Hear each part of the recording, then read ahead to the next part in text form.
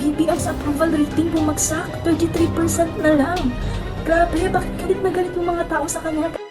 Ayon sa Post Asia Survey, bumaba ang satisfaction rating ni President Bongbong Marcos from 42%, naging 30% na lang. Ang dahilan na to guys ay ang mga issue dahil sa flood control, bilyon-bilyon ang nawawala sa projects na yun. So bakit sinasabi may mga ghost projects dito guys at overpriced na flood systems na hindi daw nagagamit? Kaya tuloy, marami yung mga nagpo-protesta, tinatawag na trillion peso march sa Manila. Nagdadamag po sila ng transparency. Dahil sa issue na to, bumaba po ang tiwala ng mga tao kay BBM, lalo na sa Visayas at Mindanao, kung saan malaki ang drop ng support. May mga nagsasabing baka maka-apekto to sa mga plano ng administrasyon.